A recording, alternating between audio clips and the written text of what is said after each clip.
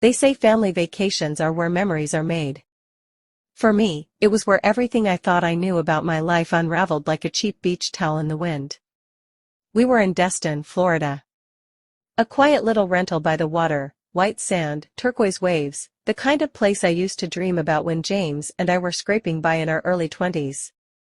I planned everything down to the last detail. I thought maybe this trip could fix something between us, or at least smooth over the cracks. He'd been distant lately. Not cold exactly, just absent. His smile didn't reach his eyes, his touch didn't linger. I chalked it up to stress, work, parenting. We've got 2 kids, Lily is 7, Mason's 10, and parenting is exhausting. Marriage is exhausting. But I thought we were doing okay. And then Rachel showed up. My best friend since college. The one person who's seen me sobbing over late-night wine and dance barefoot on rooftops. She texted me out of nowhere, just passing through. Thought I'd surprise you. And she did. Only, James didn't look surprised. The moment he saw her, something flickered behind his eyes. He hugged her a little too long, laughed a little too loudly, and she looked at him like she already knew what he smelled like that morning. I tried to ignore it. Told myself I was being dramatic. I mean, why would Rachel do something like that to me? Why would he? It wasn't until the 3rd night that I found the messages. Mason had grabbed James's phone off the counter, thinking it was mine. Kids don't notice things like lock screens. He handed it to me, sticky fingers and all, and maybe it was divine timing, or maybe it was the universe finally screaming at me to open my eyes, but when I tapped it, the screen lit up, and the preview of their conversation stared right back at me. Last night was risky. But worth it. She doesn't suspect a thing. I can't stop thinking about your skin. I froze. Everything around me blurred.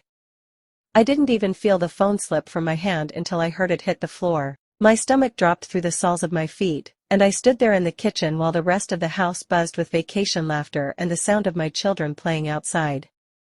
I wanted to scream. Throw something. Demand an explanation. But all I could do was walk.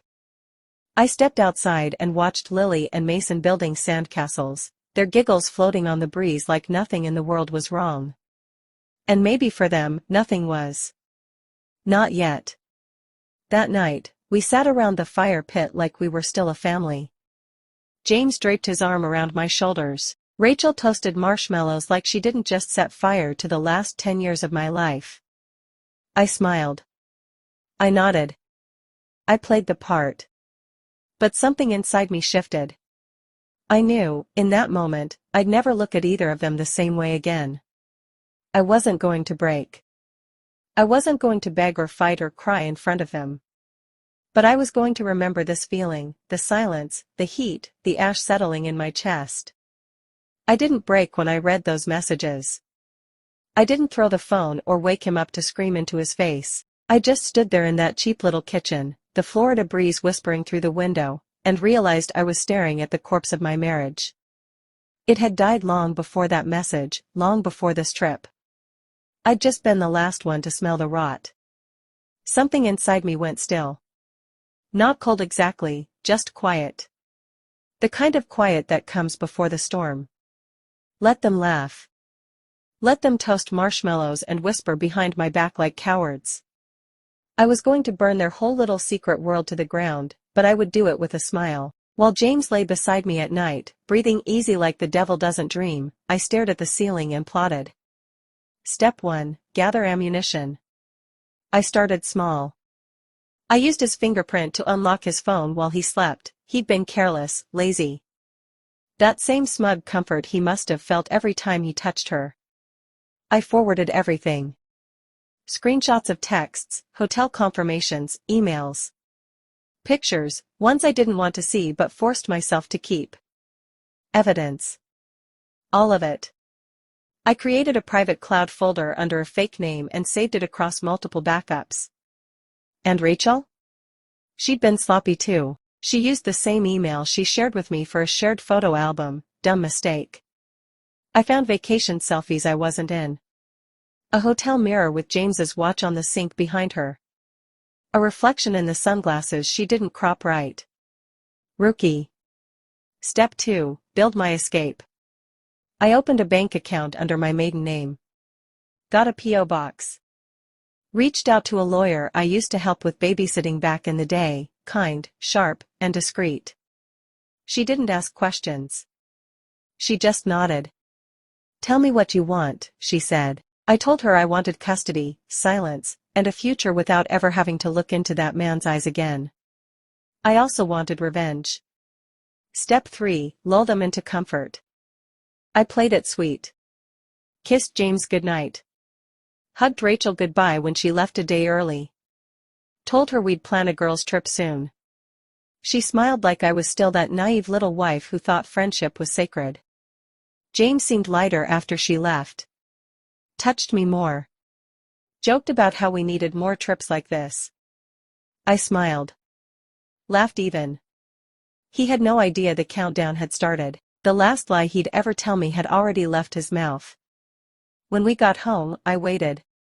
Watched him return to his routine, work, fake apologies for being distant, pretending he was present while I packed his karma in silence. Then came Friday. My Friday. The kids were with my sister. She and I had a quiet talk days before. She didn't ask for details. She just pulled me into a long hug and whispered, "Handle it." I filed for divorce that morning. Froze the joint accounts that afternoon. Cleared my half of the savings and transferred my paycheck into my new account. Called every credit card and utility under my name. Changed every password. Removed him as an emergency contact from the kids' schools and doctors. And then, I released the truth. Screenshots went to his mother, his boss, and Rachel's boyfriend of 2 years. Every mutual friend got a folder titled, "What They Were Doing While You Weren't Looking." I didn't write a single word. Truth doesn't need a caption. By the time he got home, I was gone. The house was clean. My ring was on the table. The kids' drawers were empty. There was a single printed photo of the 4 of us on the mantel, torn right down the middle, just enough to separate me from them. His phone lit up just as I drove away. I didn't bother to check the messages. I knew what they'd say, "We need to talk." I made a mistake. It didn't mean anything. But it meant everything to me. You don't just cheat on your wife. You cheat on your kids. You cheat on a future you promised to protect. And Rachel, she didn't just betray a friendship. She spat on decades of loyalty, secrets, sisterhood. They deserved each other. I didn't plan on watching Rachel fall. But the thing about karma? You don't have to lift a finger. You just step out of the way and let gravity do what it's always done. After I sent the messages, the screenshots, the photos, the proof, there was silence. For a day, maybe 2. Then the echo started. Her boyfriend, David, was the first to reach out. He sent me a voice memo. Not for sympathy. Not even for answers. Just a hollow kind of pain. I gave her 5 years, he said. And she threw it away for a man who couldn't even keep his own house clean. The bitterness in his voice wasn't loud, it was worse. Tired. The kind of tired that only betrayal breeds. He moved out that same week. Took the dog, the couch, and her reputation with him. Told their mutual friends the truth. Didn't sugarcoat it. Didn't rage. He just told them. And that was enough.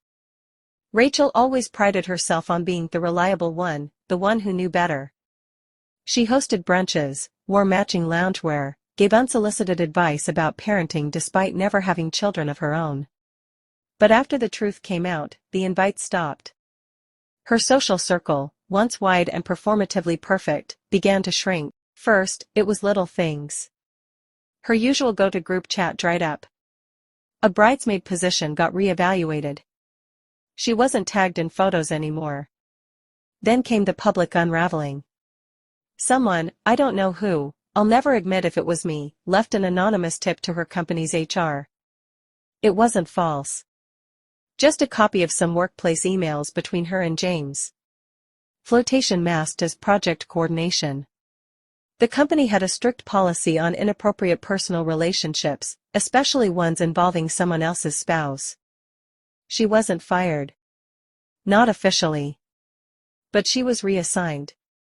Demoted, quietly moved from her high-profile position into a gray cubicle, reporting to someone she used to mentor. Her LinkedIn stayed the same, but the sparkle behind her eyes dimmed. I saw it in a photo someone else posted at a networking event. She was there, but not really. No spotlight. No microphone. Just background noise. James didn't follow her there. Of course not. He ghosted her after the divorce papers hit. Told her he needed space, and time to rebuild his relationship with the kids. Which was rich, considering he never once showed up for visitation without being reminded twice. Rachel? She was alone. Finally. I don't take pleasure in her pain, not in the cruel, vindictive way people expect. But there's something honest about it. Something fair. She reached for what wasn't hers and wound up with nothing. She played in shadows and was shocked when the light burned her. I still get messages from people who knew us both. Some subtle. Some blunt. I never liked the way she talked over you. She always made things about herself. I'm sorry I didn't see it sooner. I don't need apologies. I just nod. Because in the end, Rachel didn't fall because I pushed her. She fell because she stood on lies too fragile to hold her. 2 weeks after the divorce papers were filed, the accounts closed, and the truth spilled across our entire social circle like gasoline on dry wood. I hadn't seen Rachel face to face since the vacation. She hadn't dared to call. But fate, or karma, wanted one more scene. I was in line at a little cafe downtown. It was raining outside, soft and gray.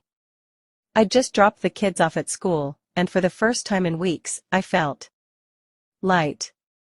My hands weren't shaking. My heart wasn't heavy. I was free. And then I heard her voice. Monica? My stomach didn't drop. My pulse didn't spike. I just turned. There she was. Hair pulled back too tight. Eyes a little swollen. Makeup trying too hard. She looked like someone trying to look like herself. I tilted my head slightly. Rachel. She stepped closer, clutching her coat like it could shield her from everything she'd done. I didn't expect to see you here. I live here, I said evenly, stepping forward in line. She gave a tight, awkward laugh. Right. Of course you do. Silence fell between us. She looked around, like the room might give her an exit. But there wasn't one. So she swallowed. Hard. And said, I just wanted to say. I'm sorry, I didn't blink. Are you? She flinched. Just a little. I didn't mean for it to happen, she rushed on. It was a mistake. I didn't plan any of it, Monica. James and we were just talking at first and then. I don't know. It got out of hand. I finally turned fully to her. Let me ask you something. She nodded, hopeful. Anything. Was it a mistake when you texted him while I was sleeping next to him? Was it a mistake when you hugged my daughter with the same hands that touched my husband? She looked away. No. I mean, yes. I mean, her voice cracked. It wasn't supposed to happen like this. I smiled, slow and small. It never is. Her eyes filled, but I didn't feel pity. I felt power. A quiet reclaiming of all the years I gave her, every secret, every sleepover, every damn birthday toast she gave about how we'd be sisters forever. What a joke. You didn't just cheat with my husband, I said, voice low, steady. You cheated on me. On everything we ever were. On every night I held your hand through breakups, every morning I picked up your pieces. You burned a sisterhood for a man who wouldn't even return your texts after I left. Her face crumpled like paper. But here's the thing, Rachel. I leaned in just enough that she could hear the steel under my breath. I don't hate you. I'm not even angry anymore. You freed me. You showed me who you are. And now? I never have to wonder. She blinked rapidly. I don't know what to say. Good. I grabbed my coffee from the counter. Because there's nothing left for you to say. I turned, walked out into the rain, and didn't look back. Let her stand there. Let the regret eat her slowly, like rust on something once beautiful. She wanted to see me broken. Instead, she watched me walk away whole.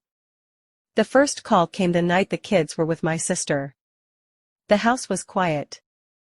Peaceful. I saw his name flash across the screen, James, father of my children. I hadn't changed the contact. I didn't need to. The label was reminder enough. I let it ring. He tried again the next day. And again the next night. Then came the texts, "Can we talk? I miss you. This doesn't feel real. Please, Monica." That last one, the please, made me laugh. It was short. Simple. Empty. He'd said that word before, hadn't he? Please, don't be mad, it wasn't like that. Please, don't overthink it, you're always overthinking. Please, just trust me. Now, suddenly, it had weight? It wasn't until the fourth night that I finally answered. Not out of curiosity. Not because of hope. I wanted to hear the desperation. I wanted the full circle sound of consequences clinking in his throat. "Monica," he breathed like he'd been waiting underwater. "Thank God." I said nothing. "I know I'm probably the last person you want to hear from," he started, voice already trembling, "but I needed to say I'm sorry. Really, truly sorry. I was stupid. I was selfish. I don't even recognize the man I was." Still, I didn't speak. "I miss us," he whispered. "I miss the kids. I miss your voice in the mornings. I didn't realize how much I needed you until I lost you." Typical. Men always miss the warmth after they set the house on fire. He kept going. Rachel meant nothing. I thought I was losing myself, and she was just there. But I never stopped loving you. I swear, Monica, if you'd just give me another chance, stop. It came out calm. But he fell silent like I'd slapped him. I finally spoke. "You miss what I gave you. My loyalty. My softness. My forgiveness. My love. That's what you miss. Not me. If you missed me, you wouldn't have torn me apart like I was disposable." He tried to interrupt. I didn't let him. "I gave you everything, James. Every day, every dream, every goddamn ounce of me. And you traded it for secret texts and cheap lies with the one person you knew would destroy me. That wasn't a mistake. That was a decision. And you made it more than once. But I didn't think you'd find out," he said softly. And there it was. The truth. Not regret, just regret at getting caught. "I did find out," I said. "And you know what I found after I walked away? Peace. Silence. A version of me that you spent years dimming. She's back now. And you? You're not invited." His breath hitched. "So that's it?" "Yes," I said, without hesitation. "That's it. Not even for the kids? I'll co-parent with you. I'll be civil. But forgiveness? That's not a gift I owe you." He went quiet. The silence on the other end was the loudest thing I'd ever heard from him. I ended the call. No dramatic hang-up. No final insult. Just a clean break, because sometimes the most powerful thing a woman can say is nothing at all.